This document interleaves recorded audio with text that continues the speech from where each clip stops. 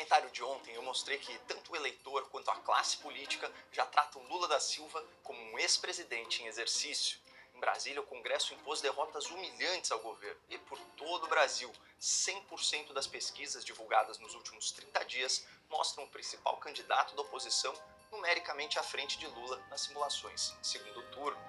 Lula já era e vai tarde. Com isso, a maioria das pessoas parece concordar. Contudo, nas redes, muitas pessoas estão fazendo a seguinte objeção. Um governo de direita que cortar gastos públicos e privilégios do funcionalismo só fará a esquerda voltar ao poder em 4 anos. O argumento é simples. Um governo socialista entra, gasta o dinheiro que não tem de forma irresponsável e populista, e a conta fica para o próximo governo, que precisa botar a casa em ordem com medidas impopulares, o que leva à insatisfação social e termina por reconduzir a esquerda ao poder, reiniciando o ciclo. Eu entendo a lógica, mas nessa análise eu pretendo demonstrar que isso não se aplica ao Brasil de 2026.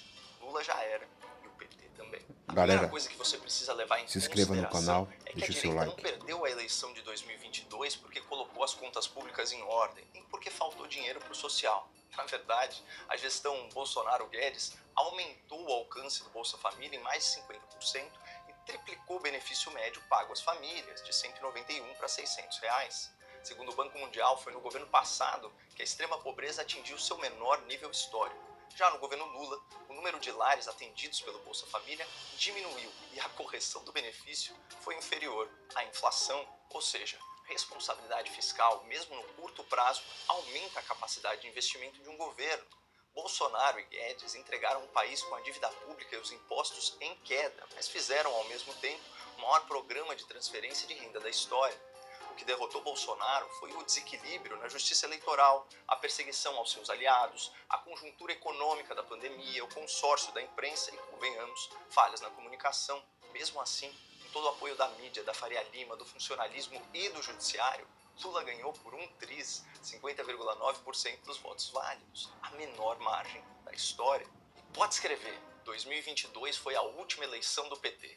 Isso porque os petistas não estão mais diante de um desafio eleitoral, mas de uma barreira geracional. A geração Z detesta o Lula. Segundo pesquisa Atlas Intel de abril, 75% desses jovens eleitores, entre 16 e 20 e poucos anos, desaprovam o petista.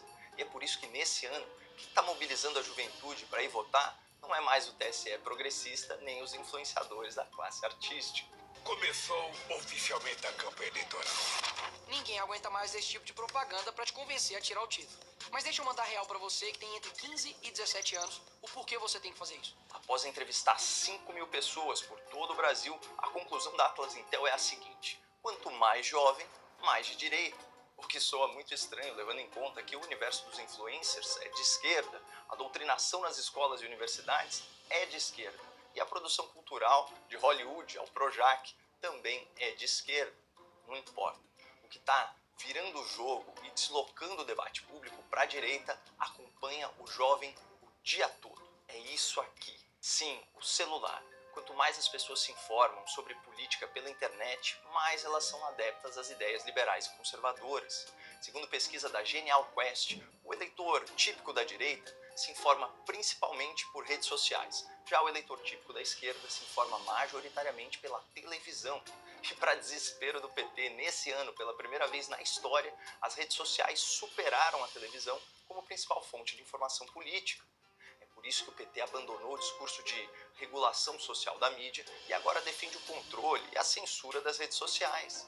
É por isso que o PT gastou, em um ano de publicidade online, mais do que o governo anterior nos seus 4 anos. E é por isso que o Lula odeia o aparelho celular e coleciona ataques reacionários a essa nova tecnologia.